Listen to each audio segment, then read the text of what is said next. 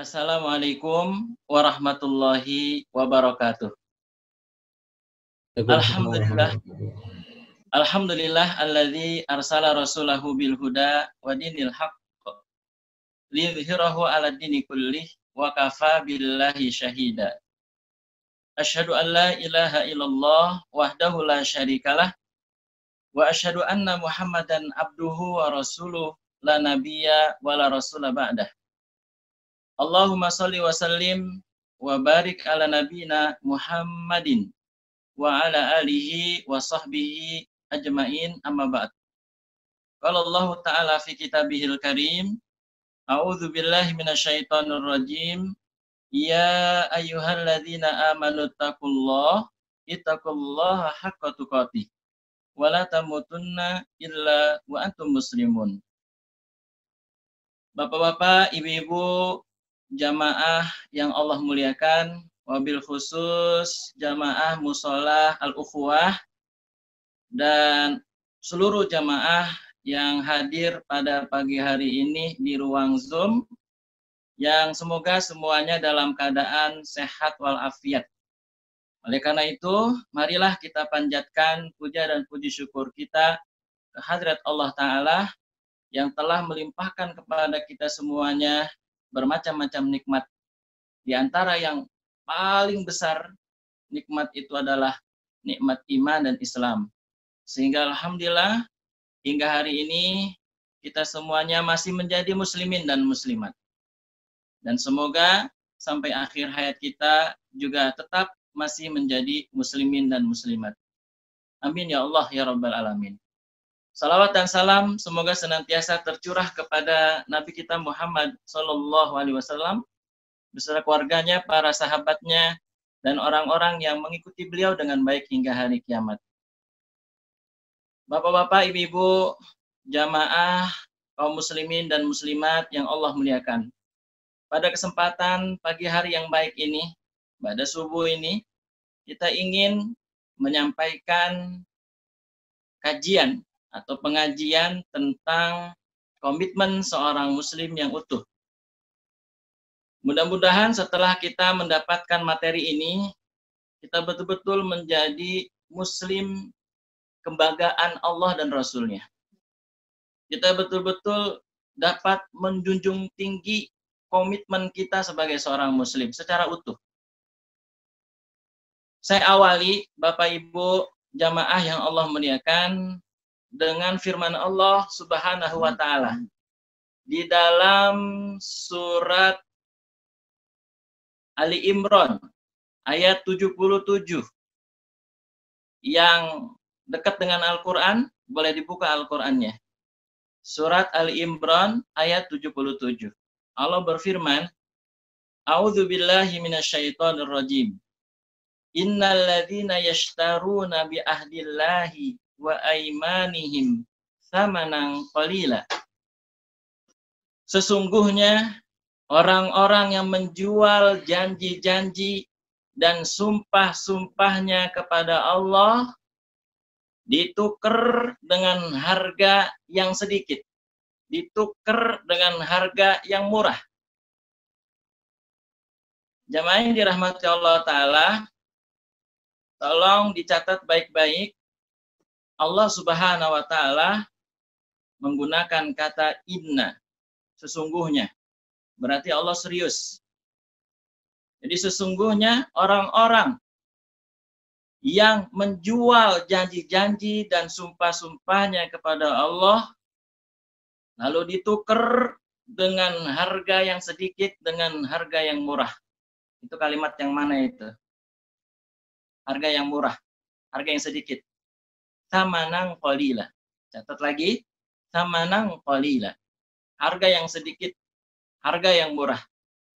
Kalau kita lihat samanang qalila tafsirnya dalam tafsir Ibnu Katsir, tafsir Ibnu Abbas, kemudian tafsir At-Tabari, samanang qalila itu tafsirnya adalah dunia. Dunia. Jadi samanang qalila di situ tafsirnya adalah dunia. Yang namanya dunia, Bapak Ibu yang dirahmati Allah Ta'ala, 3 tak ya. 3 tak. 1 tahta, 2 harta, 3 wanita. Tidak sedikit hamba-hamba Allah ketika dihadapkan 3 tak, tahta, harta, wanita, kelepek-kelepek. Dalam bahasa lain tawadu. Apa itu tawadu, Bapak-bapak, Ibu-ibu? Tawadu itu tahu warna duit. Jika lo udah tawadu, tahu warna duit, kemudian sudah dihadapkan 3 tak, tidak sedikit hamba Allah yang kelepek-kelepek, ya, nggak berdaya dia. Dia lupakan janji-janjinya dengan Allah. Dia lupakan sumpah-sumpahnya dengan Allah demi mendapatkan 3 tak, tahta, harta, wanita. Bapak Ibu yang dirahmati Allah Ta'ala, kemudian komitmen itu bisa hancur manakala kita dapat digoda oleh 3 tak tadi, yaitu dunia tadi. Dia bisa hancur komitmen itu, hancur lebur. Maka jamaah yang dirahmati Allah Ta'ala, hafal ayat ini biar kita paham dan sadar, jangan sampai kita melanggar komitmen kita sebagai seorang muslim. Nah, ketika ada seorang muslim yang melanggar janji-janjinya kepada Allah, yang melanggar sumpah-sumpahnya kepada Allah, maka dalam lanjutan ayat yang tadi ya, surat Ali Imran ayat 77, diancam oleh Allah Ta'ala. Yang pertama ancamannya adalah la khalaqa lahum fil akhirah. Mereka yang melanggar janji-janji dan sumpah-sumpahnya kepada Allah, maka di akhirat nanti mereka tidak mendapat bagian apa-apa. Tidak mendapat bagian apa-apa. 0. Kemudian jamaah yang dirahmati Allah Ta'ala, kita lihat di dalam surah Al-Qasas ayat 77. Ini juga tolong difahami dan disadari oleh kita semuanya. Surat Al-Qasas ayat 77. Allah Ta'ala berfirman, A'udzubillahi minasyaitonirrajim. Wabtagi fima atakallahu darul akhirah. Carilah, kejarlah, gapailah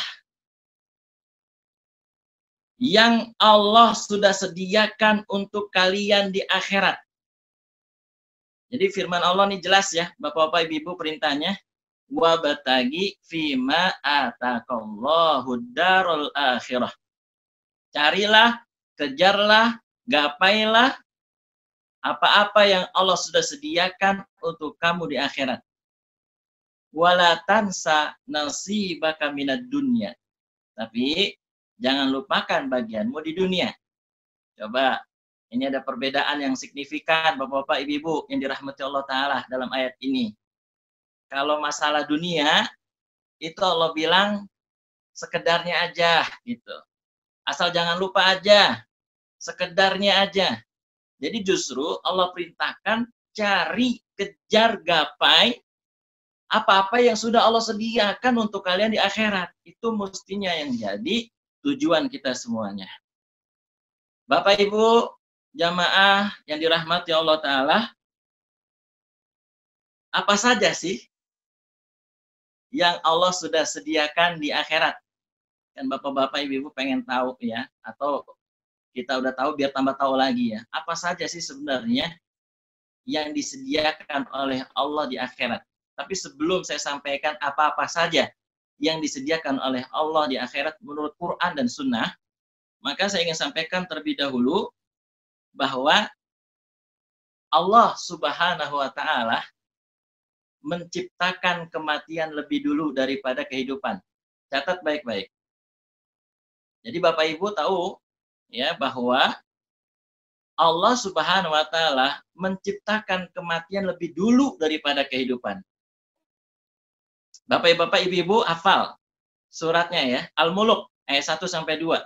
Tabarakalladzi biyadihil mulku wa huwa ala kulli syai'in qadir alladzi khalaqal mauta wal hayata liyabluwakum ayyukum ahsanu amala.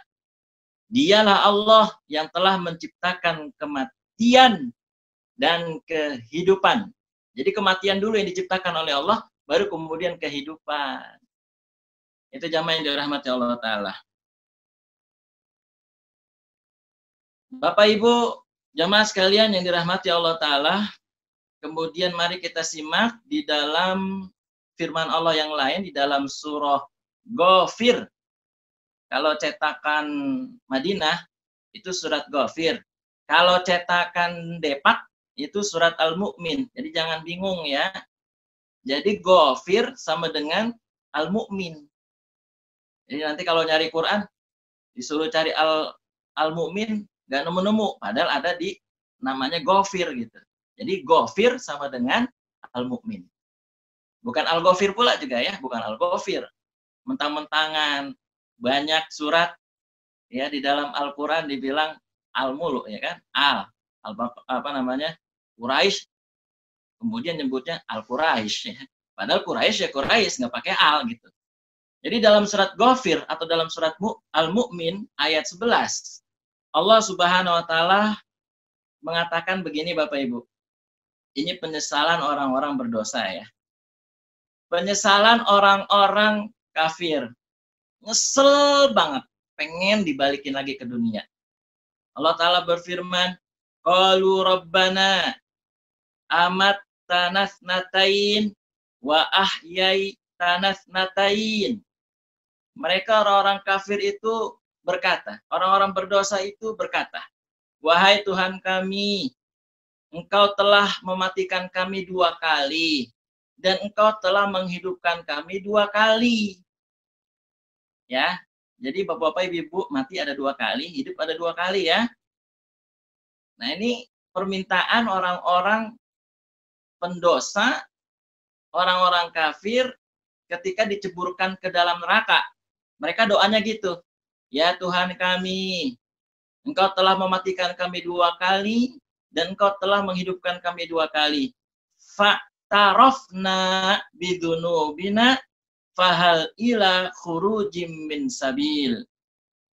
Ya Allah, bersihkanlah ya kami ini menyadari kami dosa ya Allah.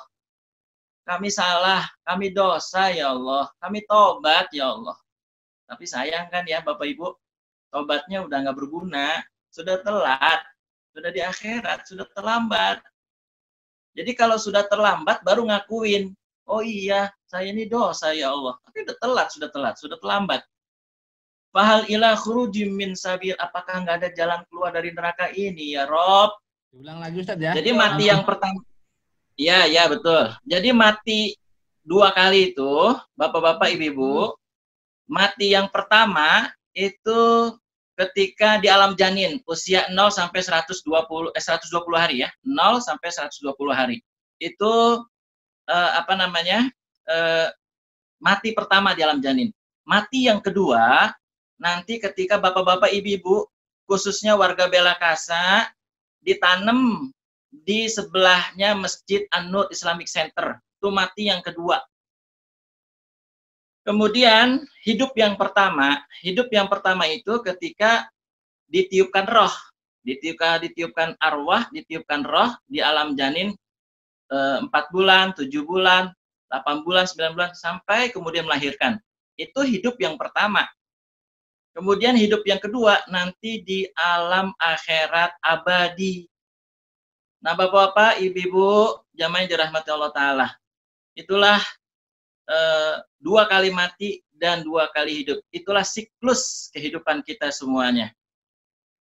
Bapak Ibu yang dirahmati Allah Ta'ala, kata para ulama, usia 60 tahun, mungkin di antara bapak-bapak ibu-ibu sudah ada yang usianya 60 tahun ya. Jadi kata para ulama, usia 60 tahun itu di akhirat cuma 1,5 jam. Bayangin aja 60 tahun, cuma 1,5 jam di akhirat. Ya Allah ya Rabb. Nah, jamaah yang dirahmati Allah, yang Allah sediakan di akhirat, ya, yang Allah sediakan di akhirat, kita tadi saya menyampaikan bahwa yang disediakan Allah di akhirat itu luar biasa ya, yaitu pahala. Ya, pahala itu adalah balasan kebaikan.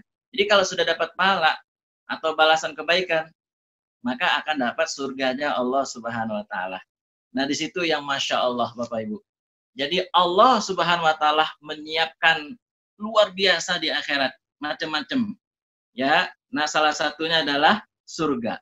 Dan di dalam surga Abu Hana, Pak Haji Endrian, ya, itu terdapat bidadari yang super cantik. Ya, luar biasa. Masya Allah. 7 lagi Abu Hana. Abu Hana udah semangat banget nih. 7 bidadari. Nah, disediakan untuk bapak-bapak yang soleh ya. Bapak-bapak soleh ini akan mendapatkan bidadari. Langsung perawan lagi bidadarinya. Langsung gadis. Jadi Allah menciptakan bidadari khusus untuk bapak-bapak yang soleh. Perawan. Jadi diciptakan oleh Allah langsung perawan. Langsung gadis. Dan selamanya gadis dan selamanya perawan. Selamanya muda. Masya Allah. Jamaah yang dirahmati Allah. Ini persis penciptaan bidadari. Itu persis penciptaan Adam dan Hawa. Prosesnya langsung tanpa kelahiran tuh. Nabi Adam, Siti Hawa, dan bidadari. Itu langsung Allah ciptakan tanpa kelahiran. Ya Allah, ya Rabb, Masya Allah. Karena prosesnya tanpa kelahiran, langsung diciptakan, maka bidadari itu tidak ada pusernya. Tidak ada puser. Jadi kalau bapak-bapak soleh di akhirat ketemu bidadari ada pusernya, itu bukan bidadari, orang Depok. Ya, orang Depok itu pasti. Nah, jamaah yang dirahmati Allah Ta'ala, itu yang pertama, balasannya ya, bidadari diberikan oleh orang-orang yang soleh. Masya Allah. Kemudian, Ibunda Aisyah bertanya kepada Nabi SAW, wahai Nabi Allah, kan kata Nabi, jadi sebelum Ibunda Aisyah bertanya, Nabi bilang begini, bahwa wanita solehah itu, kata Nabi ya, itu lebih cantik daripada bidadari. Ini mengundang pertanyaan dari Ibunda Aisyah, oh bisa ya Rasul, wanita solehah, ya istri bapak-bapak nih, istri bapak-bapak nih yang solehah semua nih, insya Allah amin ya. Itu kata Rasul, istri yang solehah lebih cantik 1000 kali dari bidadari di surga. Ini kan mengundang pertanyaan. Ibunda Aisyah bertanya, ya Rasul, kok bisa ya wanita solehah 1000 kali lebih cantik dari bidadari? Kata Nabi, bisa. Padahal dulu waktu di dunia mungkin muka-mukanya gitu ya, biasa-biasa aja gitu ya. Tapi ketika nanti di surga, lebih cantik 1000 kali dari bidadari. Kata Ibunda Aisyah, kok bisa Rasul? Rasul jawab, iya bisa dong, katanya. Karena apa? Wanita solehah yang melayani suaminya. Wanita solehah yang menggosok atau setrika baju suaminya. Wanita solehah yang mendidik, yang membimbing anak-anaknya. Wanita solehah yang melayani suaminya. Sedangkan bidadari kan nggak pernah melayani suaminya. Jadi itu alasannya kenapa nanti wanita solehah lebih cantik daripada bidadari 1000 kali lebih cantiknya. Masya Allah. Nah, jamaah dirahmati Allah, ibu-ibu nanya, kalau saya dapat apa Pak Ustadz? Bidadara, gitu ya.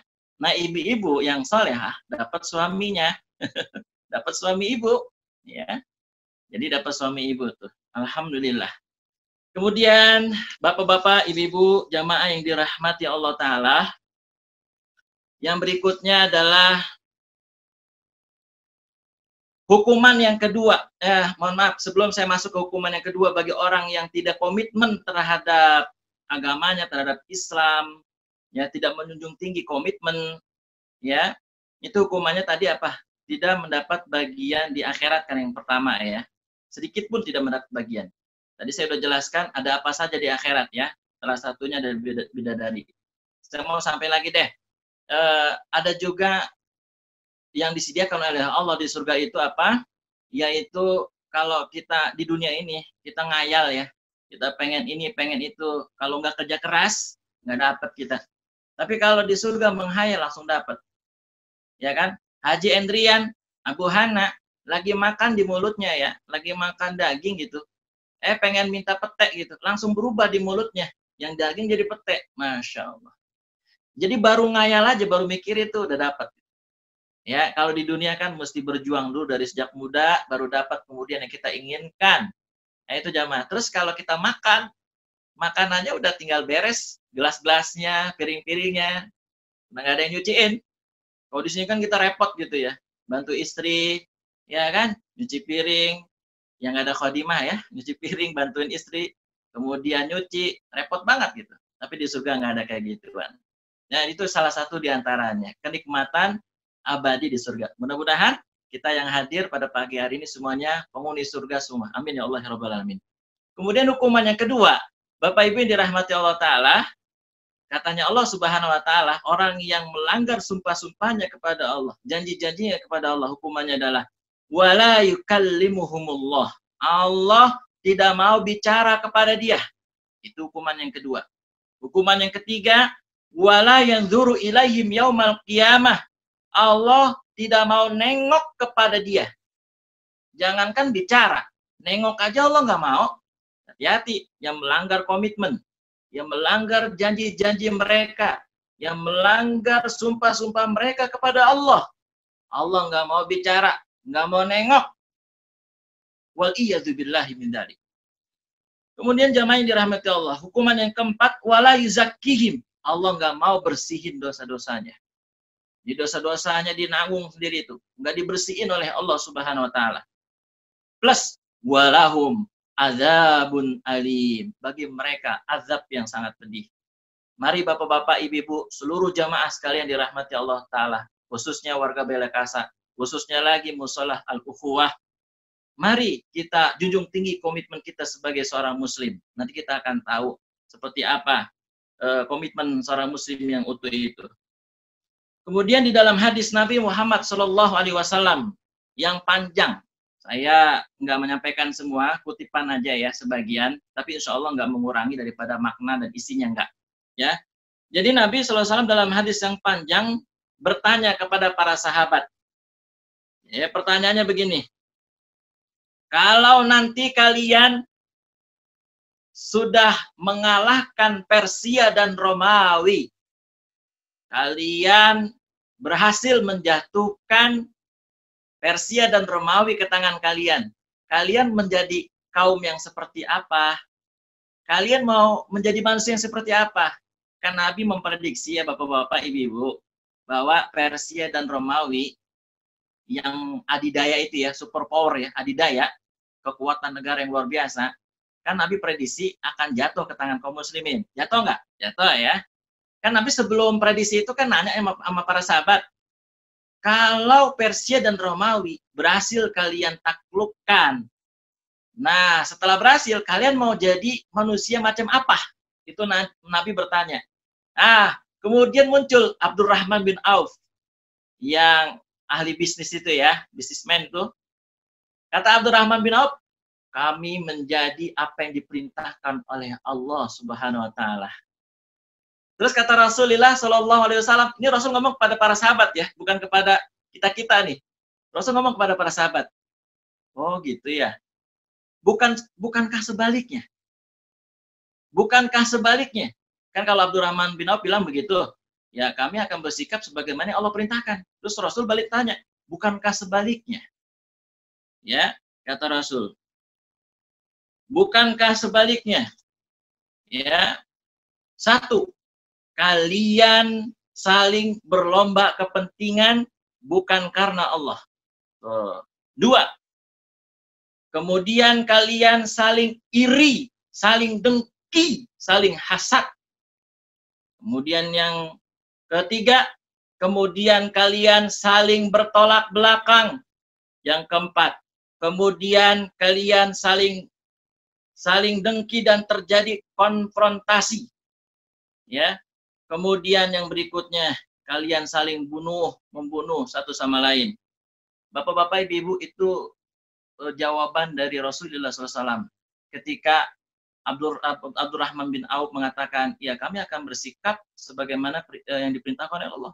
Tapi Rasul malah membalikan keadaan. Nah itulah asal muasal perpecahan Bapak Ibu. Saling berlomba kepentingan, bukan karena Allah. Kemudian kalian saling iri, kemudian kalian saling bertolak belakang, kemudian kalian saling dengki dan terjadi konfrontasi, kemudian kalian saling merebut posisi dan pengikut, lalu kalian saling bunuh satu sama lain. Itulah proses terjadi perpecahan umat, Bapak Ibu yang dirahmati Allah Ta'ala, yang dimulai dengan bergesernya motif dari lillahi rabbil alamin kepada lidunya yusibuha. Nah, itu jamaah yang dirahmati Allah. Nah, kemudian dalam hadis yang lain, Nabi Muhammad Shallallahu Alaihi Wasallam bertanya lagi. Tolong simak baik-baik hadis Nabi ini.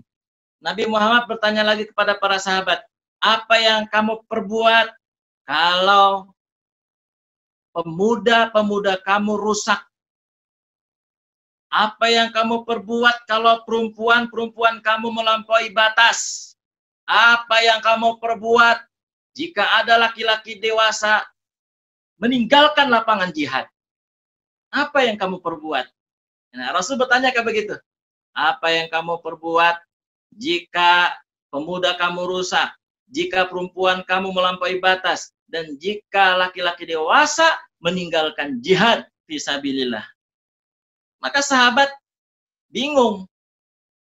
Tanya lagi kepada Nabi Muhammad Shallallahu Alaihi Wasallam, emang itu bakal terjadi ya Rasul? Tuh, Masya Allah Bapak Ibu. Sahabat tanya, emang itu bakal terjadi ya Rasul?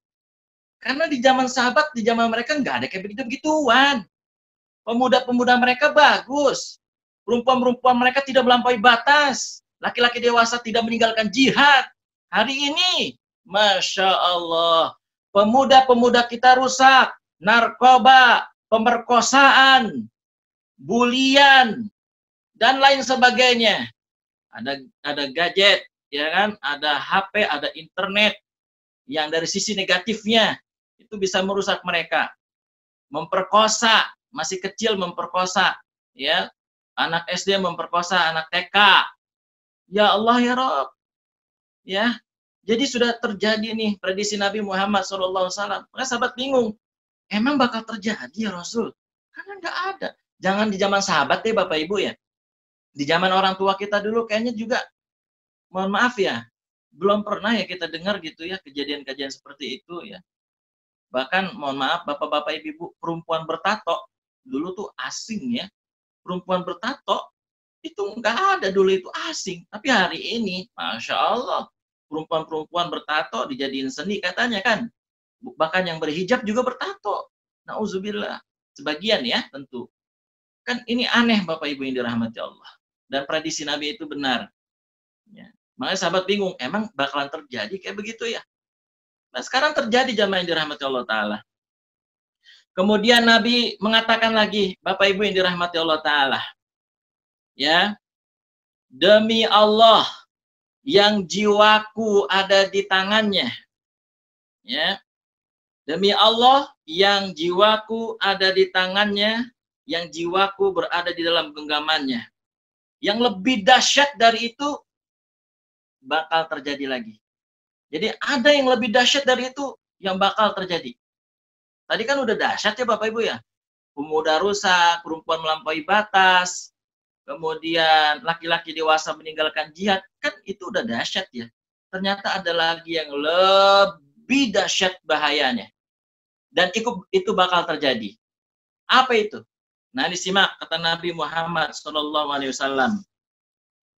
Apa yang kamu perbuat kalau kamu sudah melihat yang ma'ruf itu dibilang munkar, kemudian yang munkar dibilang ma'ruf, apa yang kamu perbuat ketika kamu melihat fenomena itu? Yang ma'ruf dibilang munkar, yang munkar dibilang ma'ruf. Apa yang kamu perbuat, kata Nabi Muhammad SAW. Bapak Ibu yang dirahmati Allah Ta'ala. Terasa nggak Bapak Ibu? Hari ini, di era ini, betul-betul terasa sekali. Ketika kita ngomong yang ma'ruf, ketika kita ngomong bicara nahi mungkar, ancamannya apa? Masuk penjara, dibui, dituduh apa biasanya? Ketika kita menyampaikan yang ma'ruf, mencegah yang munkar, tuduhannya apa? Satu, tujuannya berujar kebencian. Dua, anti NKRI. 3, tuduhannya intoleransi. Ya kan begitu tuduhannya. Jadi ketika bapak-bapak ibu berbicara benar di era sekarang, hati-hati. Bui ancamannya, penjara ancamannya. Nah, padahal jamaah yang dirahmati Allah Ta'ala, PKI sudah hadir tapi nggak ada tindakan sama sekali. Ya, dari Intel Mabes TNI juga mengatakan demikian. Tapi justru orang-orang yang berkata benar itu malah justru ditakut-takuti dan diancam masuk penjara. Sebenarnya bukan hanya di zaman kita dijuluki anti NKRI, anti persatuan dan kesatuan. Rasulullah Shallallahu Alaihi Wasallam dahulu kala pun sama dijuluki macam-macam oleh bangsa kafir Quraisy. Apa julukannya? Dari orang-orang kafir Quraisy kepada Nabi, Rasul itu merusak persatuan dan kesatuan bangsa. Muhammad itu ya tukang sihir. Muhammad itu orang gila. Banyak. Jadi yang sering dituduhkan dari bangsa Quraisy kepada Nabi Muhammad SAW adalah bahwa Nabi Muhammad perusak perusak persatuan dan kesatuan. Itu julukan yang didapat Nabi Muhammad SAW dari orang-orang kafir Quraisy. Kemudian jamaah yang dirahmati Allah Ta'ala, yang berikutnya bahkan orang-orang kafir Quraisy bukan hanya menjuluki Nabi sebagai perusak persatuan dan kesatuan bangsa, tapi juga ada rencana dari bangsa Quraisy, kafir Quraisy, berencana untuk memindahkan Nabi ke Balikpapan. Tahu nggak Bapak Ibu Balikpapan? Liang lahat, kan kalau orang mati itu kan, ya ditaruh liang lahat terus ada papan-papannya kan. Nah itu begitu tuh. Ya bahkan Nabi Muhammad diancam akan dibunuh. Ya. Nah, jamaah yang dirahmati Allah Ta'ala, kemudian Allah Subhanahu Wa Ta'ala menasehatkan, menghibur hati Nabi Muhammad SAW di dalam surat Al-Muzammil ayat 10-11. Hafal ya ayatnya ya. A'udzubillahi minasyaitonirrajim. Wasbir ala ma yaqulun wahjurhum hajran jamila. Wahai Muhammad, bersabarlah atas perbuatan-perbuatan mereka itu. Wahjurhum hajran jamila. Berpisahlah dengan mereka dengan cara yang baik. Jamaah yang dirahmati Allah. Jadi mestinya nih kalau orang muslim yang punya komitmen terhadap keislamannya, punya komitmen yang utuh, maka harus bikin garis yang jelas, garis pemisah dari orang-orang zalim, orang-orang munafik, ya, orang-orang fasik. Harus kita ini buat garis yang jelas. Jangan justru ikut bergabung. Ya, itu seorang mukmin yang memiliki komitmen yang utuh, jamaah yang dirahmati Allah. Terus kata Allah apa? Hiburan Nabi, ya. Hiburan Allah untuk Nabi. Apa? Lanjutan ayatnya, ayat 11. Ya kan? Wadharni wal mukadzibina ulin na'mah. Serahkan ke aku, kata Allah. Orang-orang yang bergelimbangan nikmat, serahkan kepada aku. Wa mahilhum qalila. Beri mereka tempo sebentar. Aku yang akan melakukannya sendiri. Gitu kata Allah, menghibur hati Nabi Muhammad. Ya, ya biarkan aku yang akan mengurus mereka. Ya, orang-orang yang bergelimbangan nikmat, nikmat kekuasaan, nikmat fasilitas negara. Mereka pakai untuk mengeliminasi Islam. Mereka pakai untuk mengeliminasi Islam dan umat Islam. Itu jamaah yang dirahmati Allah Ta'ala. Masya Allah. Ya kan? Katanya Allah, biar Muhammad, saya yang urus orang-orang kayak begitu. Beri mereka tempo sebentar. Ya, jamaah yang dirahmati Allah. Jamaah, BPJS naik. Ya Allah, ya Rob. Itu direksinya, pengawasnya, malah naik gaji. Bayangin jamaah, apa ini bukan kezaliman? Di mana rasa keadilan? BPJS dinaikkan, sementara gaji direksi dan gaji dewas itu dinaikkan.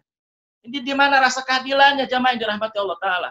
Di saat rakyat sedang sengsara, di saat rakyat sedang susah, tapi ternyata mereka yang diberi kenikmatan kekuasaan, diberi kenikmatan fasilitas negara, mereka bertindak senang-senang terhadap rakyat yang duafa, menyengsarakan rakyat jamaah yang dirahmati Allah Ta'ala.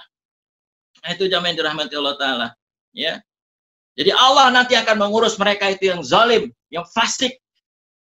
Kemudian sahabat tanya, ya jamaah yang dirahmati Allah, apakah yang seperti itu bakal terjadi? Wahai Rasulullah, iya, yang seperti itu akan terjadi. Ya, yang ma'ruf dibilang mungkar, yang munkar dibilang ma'ruf. Ya, itu bakalan terjadi itu. Dan hari ini kalau kita ngomong benar, langsung dipenjara atau apa namanya diancam dengan atau diteror dengan ancaman-ancaman penjara dan seterusnya. Demi Allah, kata Nabi, yang jiwaku ada di tangannya, ada lagi yang lebih dahsyat dari itu. Loh, kok ada lagi nih? Sahabat tentu nanya lagi, apa yang lebih dahsyat dari itu, ya Rasul? Ini aja udah dahsyat ini. Maka apa yang kamu perbuat, kata Nabi, apabila kamu melihat orang memerintahkan kemunkaran dan mencegah kema'rufan. Ayo, ini Nabi bertanya kepada kita semua sebenarnya. Apa yang kamu perbuat ketika ada orang memerintahkan kemungkaran, ya, memerintahkan kemungkaran dan mencegah kema'rufan? Apa yang kamu perbuat? Nah, jamaah yang dirahmati Allah, sekali lagi kita ini berada di eranya, ya, berada di eranya sekarang ini, terbalik begitu. Makanya kaum muslimin yang nggak punya komitmen yang kuat, dia akan berubah haluan, berubah rel yang baru. Karena mendapat apa? Mendapat iming-iming dan sudah dapat ya komisaris BUMN, ya. Kemudian mendapatkan staf KSP, mendapatkan apa namanya jubir dan lain sebagainya lah, ya kan? Nah itu jamaah yang dirahmati Allah Taala. Nah oleh karena itu sesungguhnya kemuliaan Islam itu kalau kita tahu itu tergambar di dalam surah Ali Imran ayat 110. Ini tergambar kemuliaan Islam nih. Ayo kita amalin nih surat. A'udzubillahi minasyaitonirrajim. Kuntum khaira ummatin ukhrijat linnas ta'muruna bil ma'ruf wa tanhauna 'anil munkar. Kalian adalah umat terbaik. Ingat, umat bukan golongan, bukan kelompok. Kalian adalah umat terbaik yang memerintahkan yang ma'ruf dan mencegah yang mungkar. Itu jamaah yang dirahmati Allah Ta'ala. Kemudian yang terakhir yang ingin saya sampaikan, dalam hadis qudsi Allah Subhanahu wa taala berfirman, berkata kepada Jibril, wahai Jibril, hancurkanlah itu negeri. Kada wa kada. Terserah kamu deh mau ngancurinya bagaimana. Wahai Jibril, mau dengan tsunami kek, mau dengan banjir bandang kek, mau dengan gempa bumi kek, terserah deh. Kada wa kada. Ya. Kemudian apa jawaban dari Jibril? Wahai Tuhanku, di negeri yang kita ingin hancurkan itu ada hambamu yang tidak pernah bermaksiat kepadamu. Begitu kata Jibril kepada Allah. Jadi Jibril nggak enak hati ya. Mau ngancurin sebuah negeri nggak enak hati karena ada hamba Allah yang tidak bermaksiat kepada Allah Subhanahu wa taala. Lalu kata Allah, hancurkan Jibril. Hancurkan negeri itu meskipun ada orang yang tidak bermaksiat kepadaku. Kenapa mereka juga kena dihancurkan oleh Allah Subhanahu wa taala? Karena mereka ya mukanya enggak berubah ketika melihat kemunkaran. Ya, jadi mukanya itu enggak ada muka-muka marah, enggak ada muka-muka yang apa namanya ketika melihat kemunkaran itu marah, enggak ada gitu. Nah, makanya dihancurkan oleh Allah. Makanya Bapak-bapak Ibu, kalau kita melihat kemungkaran mukanya enggak berubah, nah, itu sama saja mengundang azab dari Allah Subhanahu wa taala. Nah, jamaah yang dirahmati Allah taala, dengan terciptanya diri yang bernilai tinggi di sisi Allah Subhanahu wa taala, dengan menjunjung tinggi komitmen kita sebagai seorang muslim, maka disitulah ya yang disebut dengan komitmen seorang muslim yang utuh. Jadi terciptanya diri kita dengan nilai yang tinggi di sisi Allah Subhanahu wa taala. Itu yang disebut dengan komitmen seorang muslim yang utuh. Sesuai dengan surat Al-An'am ayat 153. Tolong dihafal ya. Surat Al-An'am ayat 153. Ini tafsir dari surat Al-Fatihah. Ini namanya tafsir ayat dengan ayat ya. Kan Al-Fatihah kita bacanya apa? Ihdinas siratal mustaqim. Ya Allah, tunjukilah aku ke jalan yang lurus. Dijawab oleh Allah, ini jalan yang lurus nih. Bapak-bapak, Ibu, komitmen ya. Yaitu surat Al-An'am ayat 153. A'udzubillahi minasyaitonirrajim. Wa anna hadza sirati mustaqima fattabi'uh. Dan inilah jalanku yang lurus itu. Inilah jalan Islam. Ikutilah jalan itu. Nah, jamaah yang dirahmati Allah Ta'ala, itu yang disebut ihdinas siratal mustaqim, jalan Islam, jalan Allah Subhanahu wa Ta'ala yang lurus. Gitu. Dan Nabi SAW ketika menafsirkan ayat ini, menyampaikan ayat ini sambil membuat garis lurus. Garis lurus dibuat oleh Nabi. Sambil ketok-ketok ke pasir. Nih jalan yang lurus nih. Jalan yang lurus. Wala tattabi'us subula. Ya, wala tattabi'us subul. Dan jangan ikuti jalan-jalan yang lain. Jangan ikuti jalan-jalan yang lain. Karena Nabi kemudian membuat garis melengkung. Kan Nabi membuat garis lurus, kemudian membuat garis melengkung putus-putus. Dan jangan ikutin garis melengkung ini, jangan. Kenapa? Fatafarraqu bikum an sabilih. Karena nantinya akan menyesatkan kamu dari jalan yang lurus. Ya. Dzalikum wasaqum bihi la'allakum tattaqun. Dan itulah yang Allah wasiatkan kepada kalian semua agar kalian menjadi orang-orang yang bertakwa. Jadi ketakwaan itu yang memiliki komitmen yang utuh dan tidak mudah luntur. Jadi orang yang memiliki komitmen yang utuh yang didapat dari ketakwaan dia kepada Allah Subhanahu wa Ta'ala, dia ciri-cirinya enggak mudah luntur, ya, tidak pelin-pelan, ya. Kadang-kadang begini, kadang-kadang begitu, ya kan? Dia tidak seperti itu. Ya kan? Kalau dalam bahasa Indonesianya bilang begini, dia menari bagaimana gendang ditabuh. Dia kembangkan layar kemana angin bertiup. Jadi nggak punya prinsip dia ini, nggak punya komitmen. Ya kan? Angin kemana, diikut kemana. Mana komitmennya sebagai seorang muslim yang utuh, jamaah. Jadi sekali lagi, komitmen muslim yang utuh itu adalah terciptanya seorang diri yang bernilai tinggi di sisi Allah Subhanahu wa Ta'ala, yaitu ciri-cirinya ya tidak mudah goyah, tidak mudah luntur, ya kan? Tidak ngikutin arus, ya kan? Kayak buih lagi. Buih itu apa buih? Buih itu kalau ditimbang enteng, terus kalau dimasukin ke air ikut arus. Nah, nanti jangan, itu bukan komitmen seorang muslim yang utuh. Demikian Bapak-bapak, Ibu-ibu yang dirahmati Allah Ta'ala. Mudah-mudahan saya doakan untuk kita semuanya agar kita menjadi muslim yang memiliki komitmen yang utuh insya Allah. Sehingga kita bisa menghadapi berbagai macam fitnah akhir zaman ini dengan tetap berpegang teguh kepada Allah dan Rasulnya. Jadi dia tidak berubah, ya kan? Tidak berubah jalan. Ya, pola pikirnya, ya caranya ngikut-ngikutin orang-orang Yahudi dan Nasrani.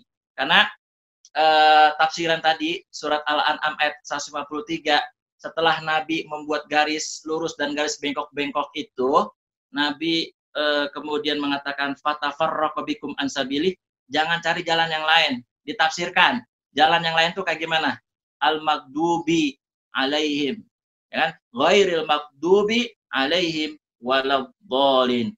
Yaitu siapa sih jalan-jalan yang lain itu? Jalan Yahudi dan Nasrani. Gitu jamaah yang dirahmati Allah. Jangan ikutin pola pikir mereka, gaya mereka, ya kan? Jangan sampai itu terjadi pada diri kita semuanya. Kita tetap memiliki komitmen sebagai seorang muslim. Demikian Bapak-bapak, Ibu-ibu yang dirahmati Allah Ta'ala, mudah-mudahan bermanfaat untuk kita semuanya. Wallahu a'lam bishawab. Sebelum saya kembalikan kepada Bapak host Abu Hana dan Haji Endrian, saya akhiri dengan salam. Assalamualaikum warahmatullahi wabarakatuh. Waalaikumsalam warahmatullahi wabarakatuh. Jazakallahu khair Ustadz atas tausiahnya. Mungkin pertanyaan saya buka kesempatan buat Pak Afandi dulu deh. Ini biar bertanya langsung aja lah. Jangan Pak Afandi, biar lebih enak. Siap. Saya sering nanya gitu loh. Ini Ustadz, nanya Ustadz. Ya. Dalam kondisi Indonesia saat ini kan, yang kita lihat sudah mulai agak sekuler, keadilan juga nggak adil gitu ya, agak berat sebelah. Apakah dakwah ini tanda kutip menunjukkan ketidakadilan atau kelemahan pemerintah gitu, agar rakyat ini paham gitu. Jadi tidak terbuai sama janji-janji kampanye misalkan. Itu dibolehkan nggak, Ustaz? Sama yang satu lagi, kalau kita mengkritisi kebijakan presiden lewat Twitter langsung gitu kepada Jokowi lewat Twitter gitu, banyak dilakukan oleh politisi atau sebagian rakyat gitu, tapi nggak jelek-jelekin orangnya, Ustaz, tapi cuma mengkritisi kebijakannya. Itu boleh nggak, Ustaz, dalam Islam, Ustaz? Ya. Terus kalau yang tadi pertama apa, Pak Fandi? Yang pertama pertanyaannya? Ya, kita misalkan dakwah tanda kutip gitu ya, menunjukkan ketidakadilan atau kelemahan pemerintah dalam mengelola negara ini. Misalkan kita tunjukkan buktinya tidak adilnya gitu.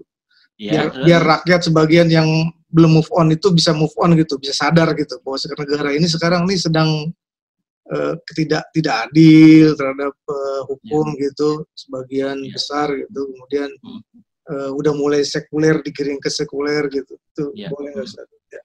Ya, baik. Terima kasih Pak Fandi. Ini dua pertanyaan sebenarnya sama sih substansinya ya. Jawabannya juga sama insya Allah.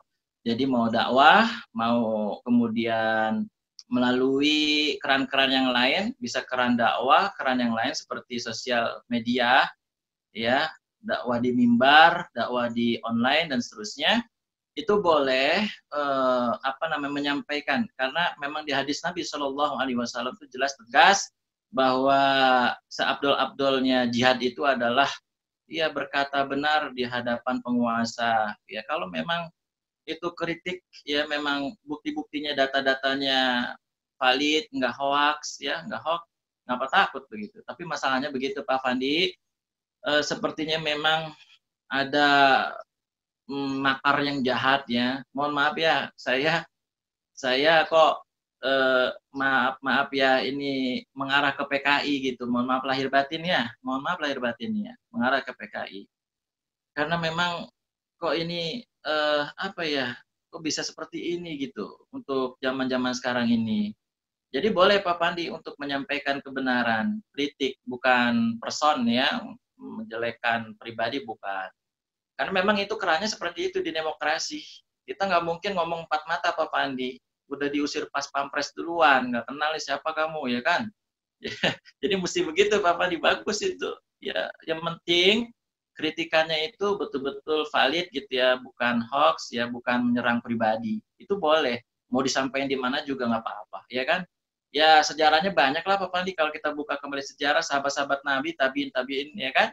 Bagaimana mereka, bahkan saya udah sampai di kultum Masjid Al-Fat ya, ya kan, dari zamannya siapa ya, sahabat Nabi, ya ada Muawiyah, ya kan, ada Yazid, kemudian ada Zubair ya, waktu pemerintahannya Al-Hajjaj bin Yusuf, ya kan, itu lebih, ini lagi Pak Fadi, lebih sahabat itu ternyata lebih keras daripada kita. Kalau kita nih kayaknya masih lembut Pak Fandi, masih lembut aja udah ini ya Pak Fandi ya.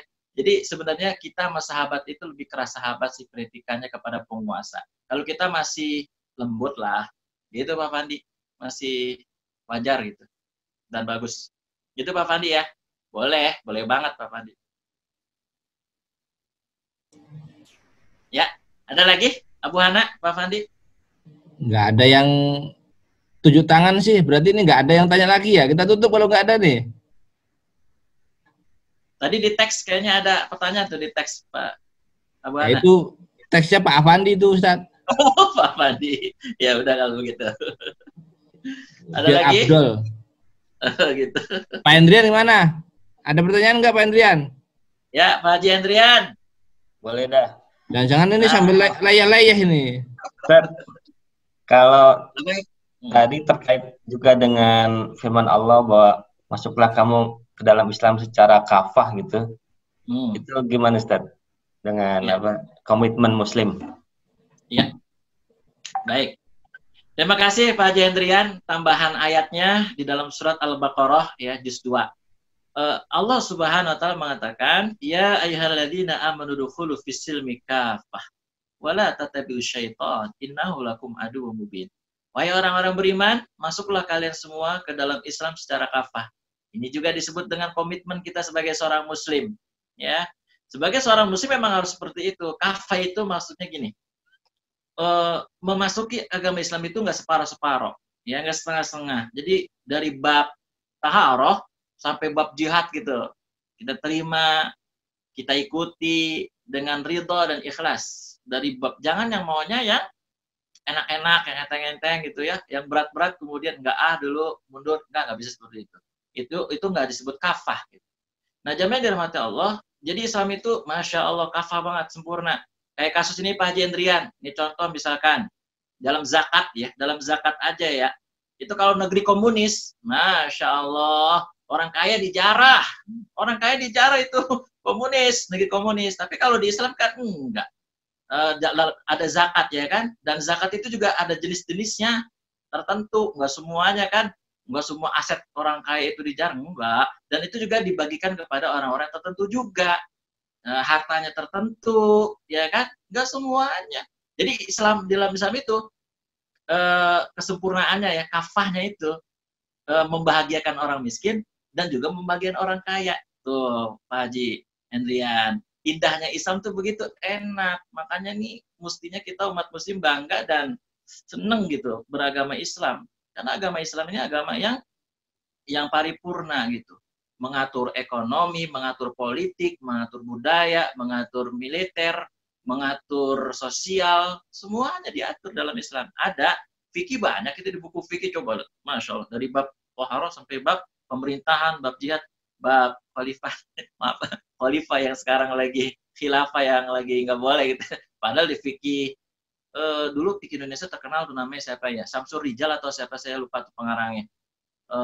Pokoknya fikih Indonesia itu dibahas khilafah, ya, artinya khilafah alaman haji nubuwah, ya, bukan menurut kelompok tapi menurut Islam dan sunnah Nabi Muhammad SAW. Gitu Pak Haji Hendrian, itu yang dimaksud ya, semuanya dong, jangan cuman, mohon maaf ya, orang kalau udah haji nih, kalau udah haji gitu, kayaknya udah ini banget gitu, udah cukup lah gitu, padahal masih ada tugas-tugas yang lain seperti jihad, ya kan, seperti jihad juga maknanya luas Pak Haji ya, Pak Haji Hendrian, jihad tuh maknanya luas, jangan diartikan ya cuman perang. Kita udah sampaikan kalau negara ini aman ya jangan bikin perang gitu. Jihad dengan sosial media. Kalau sekarang menurut saya nih jihad sosial media nih yang sangat-sangat dibutuhkan oleh umat sekarang ini, ya, karena memang perangnya di situ tuh, perang di sosial media. Nah gitu Pak Haji Hendrian. Baik. Ya kalau Ustaz. Waalaikumsalam. Silahkan yang lain bapak-bapak. Banu, Abu Banu, Abba Banu. Ustaz, ya. Maria. Silakan. Maria. Ada lagi Pak Indrian, kalau nggak ada silakan pengumuman aja Pak Indrian sebelum kita tutup. Ya. Ditutup dengan doa lah sama Pak Ustadz deh, silakan. Kan ada Pak Haji Hendrian mau ngomongin sesuatu gitu kali. Pengumuman dulu atau boleh nanya soal lain nggak, soal zakat fitrah? Ya terserah host ya. Terserah host. Boleh. Oh, ya, ini Ustaz, yang zakat fitrah uang itu kan mazhab Hanafi Ustaz ya? Iya betul. Ada beberapa ulama kontemporer yang juga membolehkan melihat situasi dan kondisi gitu. Nah, batas-batas kita mengganti dengan uang itu, daruratnya itu di mana Ustaz? Apakah di masa COVID-19 ini? Orang kan belum tentu butuh beras juga, pasti butuh uang juga Ustaz. Untuk beli lauknya ya. Mungkin berasnya ada, tapi lauknya nggak ada. Gimana Ustaz? Iya. Baik Pak Fandi, ini udah jadi ijtihad dari para ulama 4 mazhab ya. Memang mazhab Hanafi ini yang membolehkan zakat dengan uang, karena historinya itu sejarahnya bahwa kan Imam Abu Hanifah tinggal di Kufah. Tinggal di Kufah itu kan sebenarnya zakat fitrah itu diberikan sebelum hari raya ya, ba'da subuh. Ya, untuk memberi makan orang-orang fakir miskin gitu ya, dan seterusnya 8 golongan itu. Kalau di Abu Hanifah rumah di negerinya di Kufah, di daerahnya di Kufah, itu pasarnya buka 24 jam Pak Fandi. 24 jam buka pasar. Jadi ada di pagi, ada di siang, ada sore malam. Enak. Kalau dikasih duit, gampang belinya. Tapi kalau di zaman Nabi, di kota Madinah, itu pasar nggak selamanya buka Pak Fandi. Nunggu 1 minggu, 2 minggu baru buka. Makanya kalau dikasih duit, kesian. Mau makan apa gitu Pak Fandi ya. Jadi makanya itulah, jadi kalau secara story-nya atau sejarahnya seperti itu Pak Fandi. Jadi sebenarnya terlebih ketika terjadi bencana COVID-19 ini. Jadi menurut ulama kontemporer, ya tokoh-tokoh kontemporer juga mengatakan uang lebih dibutuhkan gitu di zaman saat-saat seperti ini. Karena uang itu bisa digunakan apa aja, bisa buat beli lauknya, bisa buat beli berasnya juga bisa gitu ya. Jadi gitu Pak Fandi, sebenarnya kita hargailah, kita saling menghormati. Kalau memang dia pakai uang ya silahkan gitu ya. Terus batasnya sampai mana gitu batasannya? Ya sebenarnya kembali ke mazhab masing-masing gitu Pak Fandi. Batasannya karena memang kalau mazhab Abu Hanifah ya uang, karena kondisinya seperti itu kan. Kalau di zaman Nabi zakat fitrahnya itu adalah gandum atau kurma. Ya karena memang nggak ada pasar, waktu pasar nggak buka 24 jam gitu. Jadi sebenarnya kalau dari lihat dari sisi sejarah ini, maka kita lihat situasi dan kondisi aja Pak Fandi. Kalau memang dirasa uang dibutuhkan, maka uanglah yang akan dikeluarkan. Insya Allah, kalaupun memang nggak ada batasan-batasannya misalkan, sekalipun nggak ada batasan-batasan Pak Fandi, ya kan, sekalipun nggak ada batasan, itu tetap sah zakat masing-masing, baik pakai uang ataupun non uang, ya. Jadi bisa dipertimbangkan Pak Fandi, seperti misalnya sekarang seperti pandemi COVID-19 ini. Jadi uang seperti, jangankan ada pandemi ya Pak Fandi, nggak ada pandemi aja sepertinya uang ini kalau dari kajian-kajian ulama kontemporer, uang yang lebih lebih dibutuhkan saat ini oleh umat sebenarnya. Begitu Pak Fandi. Allah alam biswab. Ustaz, tambah lagi satu Ustaz. Oke. Jadi saya jadi ingat jadi konsep afdol Ustaz. Saya pernah dapat pendapat ya dari ustadz saya di ketika haji dulu.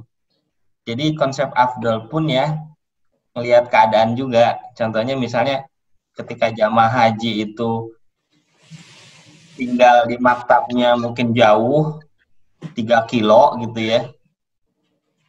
Nah itu mungkin naik kendaraan menuju masjid bisa jadi yang lebih baik dibandingkan jalan kaki gitu. Karena kalau jalan kaki kan 3 kilo mungkin kasihan juga buat orang tua. Jadi apakah seperti itu Ustaz? Jadi konsep afdol pun melihat situasi gitu. Ya, baik. Makasih Pak Jendrian. Masya Allah, kritis sekali. Baik.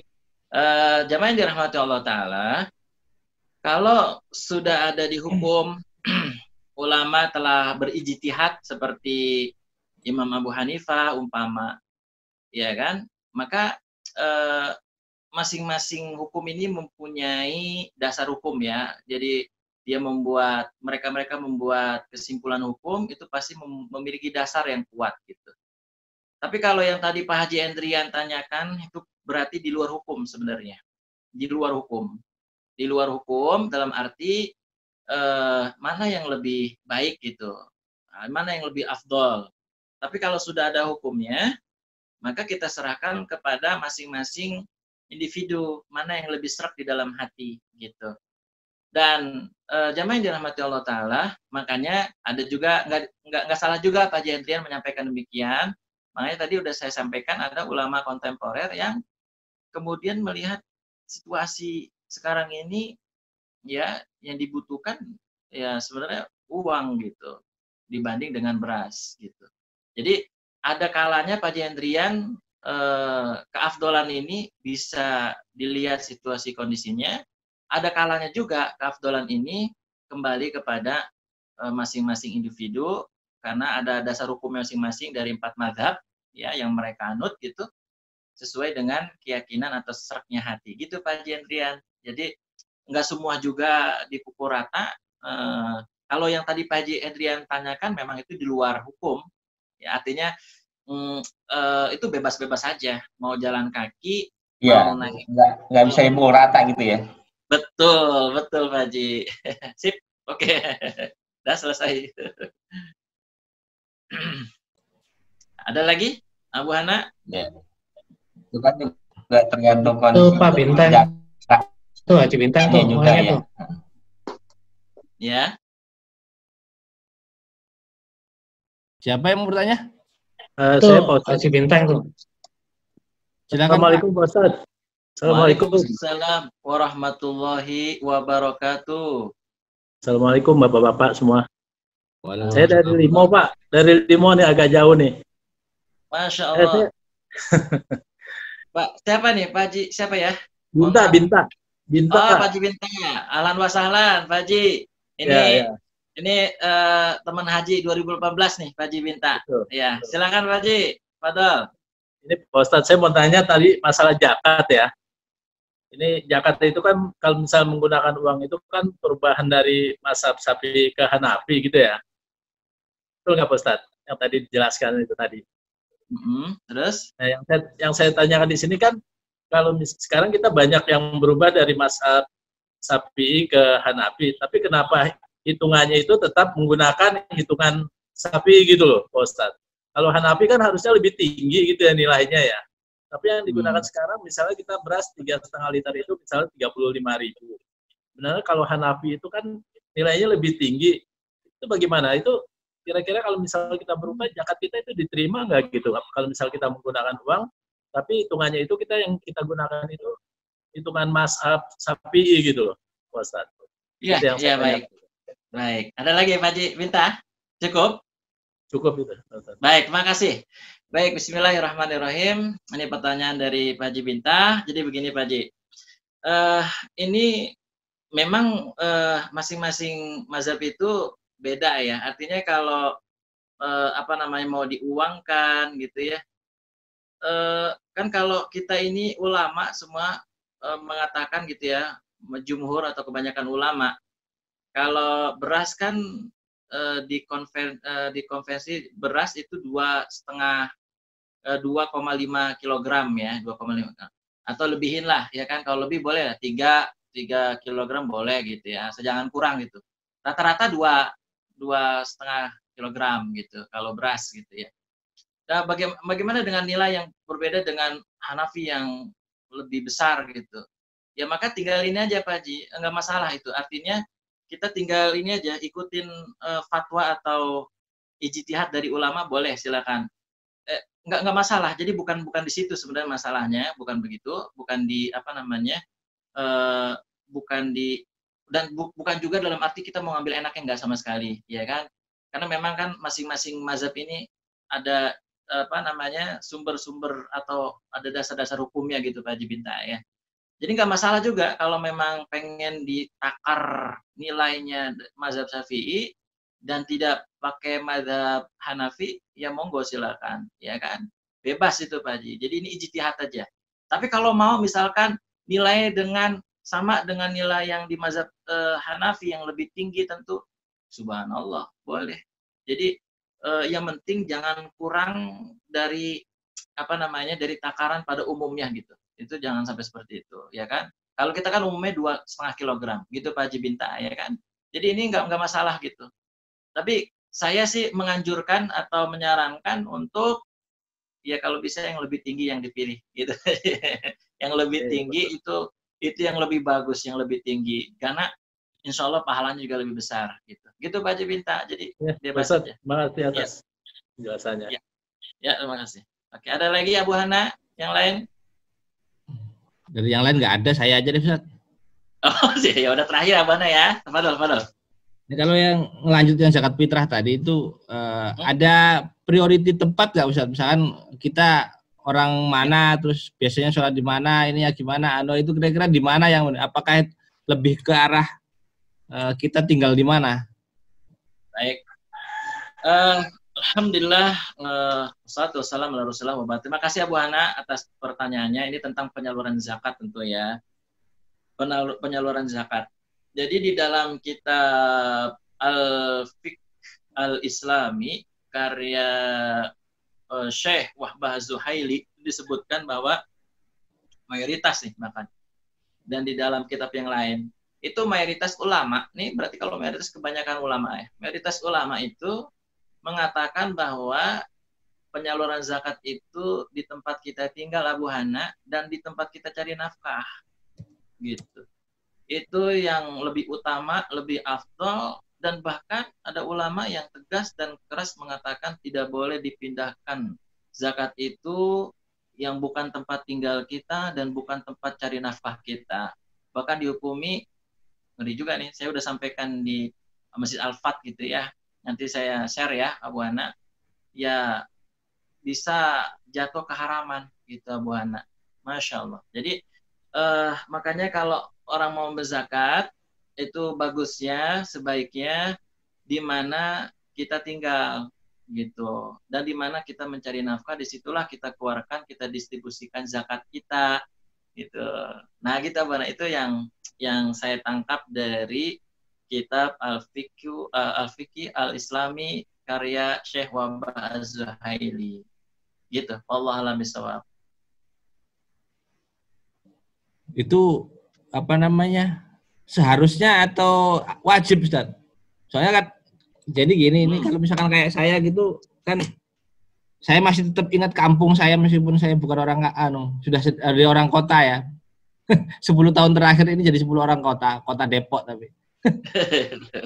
Tapi kalau pas waktu begini nih, karena memang udah dari tiap tahun begitu, jadi ada sebagian yang memang kita minta data dari orang tua atau mertua siapa aja sih yang kategori yang kata 8 itu kan. Nah ini betul. Biasanya ada, terutama kan ada saudaranya ayah atau bapak itu yang kategorinya ya inilah ekonominya kurang bagus, makanya itu jadi prioritas. Nah itu ya. Kalau itu tadi gimana Ustaz? Jadi begini, itu ada lanjutannya Bu Ana. Saya masih koma tuh sebenarnya, yaitu ya itu kan mayoritas. Berarti kalau mayoritas itu kebanyakan ulama. Ada satu ulama, lagi-lagi siapa? Abu Hanifah. Mazhab Hanafi itu membolehkan zakat keluar wilayahnya. Ya, tapi dengan syarat yang ketat dari mazhab Hanafi ya, Abu Hana. Syaratnya apa? Yang dikasihkan adalah yang berhak, satu, yang berhak tentu. Yang kedua dimulai dari kerabat Abu Hana, dari kerabat. Ya tuh, jadi syaratnya begitu, kalau mau keluar wilayah distribusi zakatnya mesti diberikan yang utama adalah ke kerabat Abu Hana, ke kerabat saudara yang memiliki kekurangan. Jadi begitu. Jadi mazhab Hanafiyah membolehkan tapi dengan syarat. Nah tadi Abu Hana bertanya wajib atau harus gitu.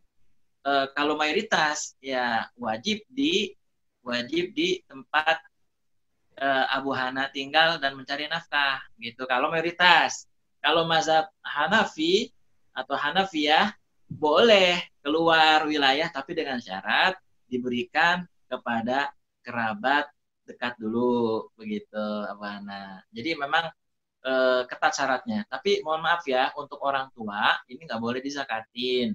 Orang tua itu dinafkahin, bukan zakat jatuhnya. Itu Abu Hana ya. Oke. Iya. Jadi beda. Ini ada yang salah persepsi nih di antara kaum muslimin. Masya Allah, masa orang tua dizakatin? Orang tua tuh dinafkahin. Jadi dia nggak boleh dizakatin. Gitu. Baik Abu Hana, cukup. Oke, jazakallah khair Ustaz. Waalaikumsalam. Mungkin silakan ditutup dengan doa Ustaz. Pagi ini semoga ini berkah buat kita semua. Ya, baik. Bismillahirrahmanirrahim. Alhamdulillahirabbil alamin. Allahumma shalli ala Muhammad wa ala Muhammad. Allahumma inna nas'aluka al-'afwa wal 'afiyah fid dunya wal akhirah. Allahumma inna nas'aluka al-'afwa wal 'afiyah fi dinina wa dunyana wa ahlina wa malina. Amin. Allahumma rfa'anna al-bala wal waba wal qarana an hadhihi al-ummah. Allahumma inna na'udzubika min jahdil bala wa darakis syaqa wa su'il qada wa syamatatil a'da. Rabbana hablana min azwajina wa dzurriyyatina qurrata a'yun waj'alna lil muttaqina imama. Rabbana atina fid dunya hasanah wa fil akhirati hasanah wa qina adzabannar. Walhamdulillahi rabbil alamin. Maulaya